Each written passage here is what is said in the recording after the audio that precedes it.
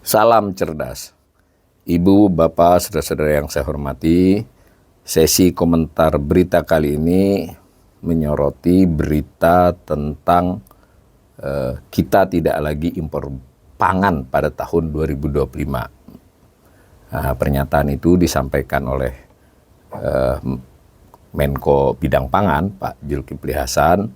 Dalam beberapa berita juga diperkuat oleh Kepala Bappenas Badan Pangan Nasional.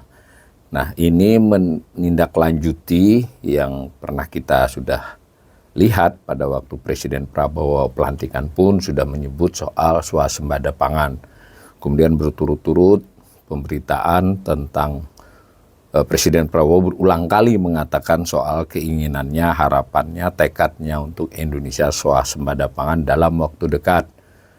Disebut-sebut tahun 2027 ya. Nah, makin ke sini pembicaraan makin bergulir. Saya kira ini cukup sehat ya, karena perintah Presiden ditindaklanjuti oleh para menteri dan kepala badan. Namun kita akan lihat apakah pernyataan-pernyataan menteri dan kepala badan tersebut itu berdasarkan kondisi dan kemungkinan 1-2 tahun ke depannya dibandingkan dengan hanya mengiyakan permintaan Presiden. Nah, kita kali ini menyoroti pernyataan Menko Pangan. Itu kata Menko Pangan, itu Indonesia tidak akan impor beras mulai 2025. Bahkan dalam beberapa pemberitaan tidak hanya beras ya, tetapi juga beberapa komoditas pangan. Ini kita perlihatkan saja kalau diketik tidak impor pangan menurut Menteri Pangan, maka keluar judul-judul berita berikut. 1 hari yang lalu Kompas memberitakan pemerintah stop impor pangan dan pangkas alur distribusi pupuk subsidi. Jadi ada kaitannya dengan salah satu strateginya adalah memangkas alur distribusi pupuk subsidi sehingga lebih sampai dalam jumlah yang diharapkan ke petani dengan harga yang sesuai ke petani. Lalu RRI Co.id juga meng-highlight Indonesia targetkan tidak impor beras mulai 2025 jadi beras ya. Juga mengutip pernyataan Menteri Pangan.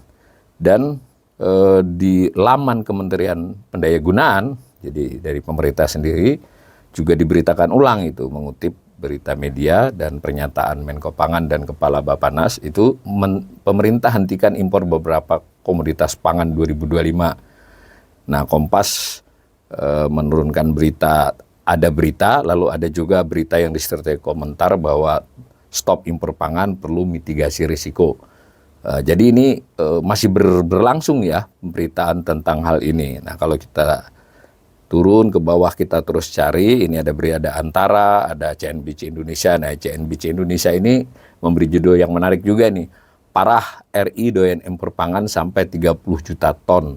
Jadi meskipun mengutip dari Menteri Menko Julhas juga, tetapi yang di-highlight dari pembicaraan Menko Julhas itu ternyata kita masih impor 30 juta ton ya pangan. Ini ada beras, ada gandum, ada jagung dan seterusnya. Itu yang di-highlight oleh CNBC. Nah, berita-berita bawahnya masih berita tentang Prabowo, lalu bisnis.com juga arahan Prabowo, RI jangan ketergantungan impor pangan. Nah, berita yang lebih lama kan kita sudah pernah bahas, Prabowo optimis RI tidak impor beras lagi dan seterusnya. Jadi kira-kira kalau kita garis bawahi, sejak Presiden Prabowo menyatakan swasembada pangan, berulang kali ya dari mulai pelantikan, kemudian menteri dan kepala badan yang terkait itu memberikan laporan kondisi dan menyatakan kesanggupan untuk memenuhi keinginan Presiden tersebut. Lalu mereka bicara ke publik soal bahwa langkah yang ditargetkan, bukan langkah ya, target ya, kalau langkah tadi salah satunya adalah mengatur alur subsidi pupuk dan lain sebagainya. Yang ditargetkan tahun 2025 berarti tahun depan ya, bahwa kita tidak lagi impor beras khususnya dan beberapa komoditas pangan. Kita bacalah ini dari PAN-RB ya. Ini pemerintah serius dalam mewujudkan visi swasembada pangan yang diusung Presiden RI Prabowo Subianto. Pada 2025 beberapa komoditas pangan pokok strategis dipastikan tidak akan impor kepastian itu disampaikan Menko Pangan Zulkifli Hasan di rapat koordinasi terbatas penetapan neraca komoditas pangan tahun 2025 di Jakarta hari Senin, jadi 2 hari yang lalu. Jadi neraca pangan komoditas pangan ini sebenarnya tanggung jawabnya Badan Pangan Nasional ya, tapi dalam rangka menyusunnya itu ada koordinasi kali ini di bawah Menko Bidang Pangan. Nah, Pak Zulkifli memberikan keterangan pers itu bahwa kita tidak akan, jadi 2025 nih ya, itu tidak akan impor jagung untuk pakan ternak. Tapi ini harus digarisbawahi ya, ini impor jagung untuk pakan ternak, berarti tidak mencakup impor jagung untuk industri nanti. Garam untuk konsumsi, nah ini yang harus lebih hati-hati lagi karena kita impor garam itu luar biasa banyak. Nah, tetapi yang tidak akan impor garam untuk konsumsi. Lalu gula juga, gula untuk konsumsi. Nah ini juga harus dipahami latar belakangnya, gula itu impornya banyak, besar, jauh lebih besar dari produksi. Nah, yang mau tidak impor lagi adalah gula untuk konsumsi dan beras untuk konsumsi. Nah, kira-kira gitu. Nah, target swasembadanya 2027 seperti yang sampaikan di depan tadi. Nah, disampaikan kemudian berita ini melanjutkan keterangan dari Kepala Badan Pangan Nasional ya, Pak Arief Prasetyo Adi. Nah, Kepala Bappenas ini menyebut soal beberapa komoditas pangan yang kita surplus. Jadi hati-hati ya, pangan ini bukan hanya tanaman tapi juga hasil lainnya yang termasuk pangan daging, ya, susu. Nah, dikatakan oleh Kepala Bappenas itu bahwa yang sudah mencukupi itu daging ayam, telur ayam, dan bawang merah. Daging ayam kita surplus, kemudian telur ayam juga surplus, bawang merah pun demikian, kurang lebih begitu. Nah, tetapi Arief mengakui gula konsumsi dan beras membutuhkan sedikit peningkatan produksi. Jadi nampaknya Arief memberi keterangan dengan berhati-hati meskipun lalu optimis bahwa target swasembada bisa tercapai. Dan seterusnya beritanya itu. Mari kita ambil satu lagi nih. Dari CNBC. Parah, RI doyan impor pangan sampai 30 juta ton setara produksi beras. Jadi nggak hanya beras maksudnya ya. Itu baru kemarin diberitakan. Nah, mengutip juga Zulhas yang tadi sama sebetulnya. Menteri Zulhas memberikan keterangan kepada media.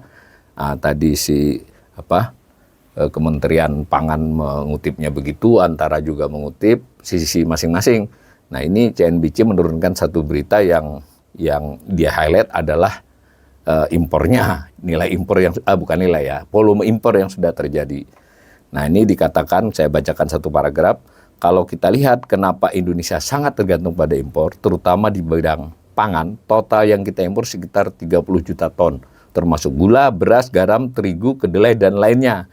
Angkanya hampir sama dengan produksi beras kita, kata Zulhas. Ya, ini dalam acara yang berbeda, dalam acara Blue Food Competence Authority Dialog di Jakarta Selasa, baru kemarin. Nah, ini saya kira termasuk nggak lazim ini ya, perbandingannya ini. Jadi 30 juta ton berbagai komoditas, tapi dikaitkan dengan produksi beras. Gitu. Jadi produksi beras memang di kisaran 30 sampai 31 juta ton ya. Jadi impor sama dengan itu. Meskipun yang diimpor sebenarnya tidak hanya beras, berasnya hanya kurang lebih sekitar 4 ton ya. 4 juta ton. Nah, Zulhas sangat yakin bahwa ini nanti akan ditangani meskipun berat dan swasembada pangan dicapai 2027. Kurang lebih begitu ya berita-beritanya. Nah, saya mengajak para audiens ini untuk melihat beberapa data supaya kita bisa memahami tadi pernyataan-pernyataan tadi. Ini misal data pertama adalah soal produksi beras. Jadi produksi ada luas panen, kemudian ada produksi padi. Ini semua saya ambil dari BPS ya. Meskipun untuk tahun 2024 itu masih angka perakiraan. Jadi BPS itu mengeluarkan 2 kali publikasi di bulan Oktober. Itu publikasi data sampai dengan September dan sisa 3 bulannya dia pakai angka perakiraan. Lalu ada angka produksi perkiraan sepanjang 2024. Kalau untuk angka tetapnya nanti bulan Maret baru keluar. Tapi dari statistik sebelumnya, perakiraan BPS ini relatif mendekati presisi ya, BPS ya. Nah, produksi beras itu di tahun 2024 kurang lebih 30,34 juta ton ya tadi yang dikutip oleh Pak Zulhas tadi. Nah, tetapi kita perlu nyatat konsumsi beras pada tahun yang sama di tahun 2024 ini hampir sama ya, hampir sama, malah kurang sedikit sebenarnya, tapi nggak sampai 1 juta ton. Nah, menarik membandingkan antara produksi dengan konsumsi atas dan bawah itu sebenarnya setiap tahun kita relatif sedikit lebih ya untuk beras dari sisi produksi dibandingkan konsumsi. Nah, tetapi karena impor itu diperlukan menurut keterangan-keterangan sebelum ini, itu kan diperlukannya karena biarpun produksinya itu mencukupi totally, tapi ada soal antar waktu, ada soal antar wilayah, sehingga karena dia hampir sama produksi dengan konsumsinya, tidak cukup ya untuk tidak menyediakan ditambah impor. Menurut keterangan selama ini, silakan dicari mesin pencaharian. Nah, karena impor dilakukan, maka terjadilah ada data ini beras, impor beras. Yang menariknya impor beras ini yang naik signifikan itu adalah biasanya hanya beberapa tahun hanya di kisaran 0,5 juta ton ya tadi, semacam untuk penyangga saja. Pernah juga 2 juta ton ya, tetapi di tahun 2023 itu mencapai 3 juta ton, dan 2024 yang berjalan ini diperkirakan 3,7 juta ton. Perakiraan ini berdasarkan yang sudah terjadi sampai Agustus ya, sehingga sisanya beberapa bulan, maka belakangan beberapa berita menyebut 3,7 juta ton. Nah, menarik ya, jadi selama ini hanya sekitar 0,5 juta ton, ini 3 dan 3,7. Maka ada informasi bahwa stok beras di akhir tahun nanti semula dikatakan 2 juta ton. Ternyata 2 juta ton kurang sedikit sebetulnya. Itu adalah stok di Bulog. Nah, ada lagi, silahkan dicari di mesin pencarian, ada informasi kita ada 8 juta ton di masyarakat. Memang begitu ya, beras itu kan produksi, konsumsi, ada bulan-bulan yang tidak ada produksinya, semacam itu. Berarti menurut informasi dari pemerintah, stok di akhir tahun ini ada 10 juta ton. Nah, dengan perhitungan di tahun depan produksi mungkin meningkat sedikit, nah, tetapi konsumsi juga selama ini konsumsi beras memang relatif mulai stabil karena ada peralihan ya dari sebagian orang untuk tidak konsumsi beras. Maka stok 10 juta ton itu jadi cukup untuk tidak impor di 2025. Nah, tetapi bagaimana 2026-2027 kan tidak mungkin. Kalau tidak ada peningkatan produksi yang signifikan, itu tidak mungkin beras tidak impor nantinya, kalaupun tidak 2026-2027. Padahal 2007 maunya sudah swasembada, salah satunya beras itu. Lalu kalau kita lihat lagi, ada tentang jagung. Jagung ini mengalami stagnasi ya selama beberapa tahun terakhir. Kedelai turun, kacang tanah, kedelai ya relatif turun, hanya 1 tahun ini naik sedikit, kacang tanah turun, kacang hijau relatif turun, ubi kayu sedikit meningkat 2-3 tahun terakhir, tapi belum kembali pada tingkat sebelumnya, ubi jalar juga demikian. Nah, kalau ditarik lagi, ada lagi nih grafik, tabel yang dikeluarkan oleh BPS, yang merah-merah itu adalah impor.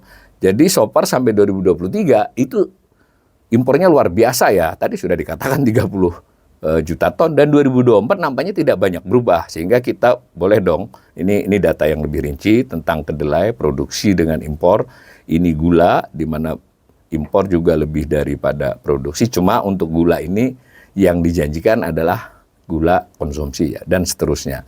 Nah, ini soal daging.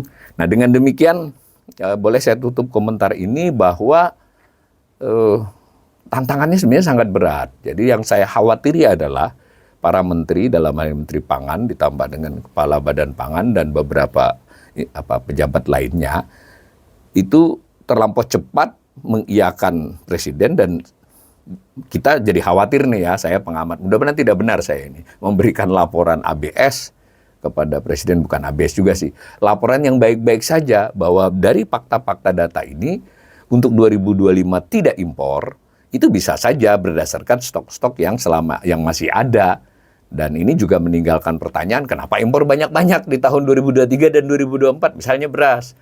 Nah, kalaupun berhasil ditangani dengan stok yang tersedia, bagaimana dengan 2026? Karena langkah-langkah kalau hanya soal distribusi pupuk jelas tidak mencukupi. Tapi mudah-mudahan dalam sisa-sisa waktu beberapa bulan ke depan, dan terutama setahun ke depan, itu memang pemerintah punya langkah-langkah yang extraordinary ya. Kalau as usual nggak mungkin, karena sudah produksi ini kan grafiknya kelihatan itu.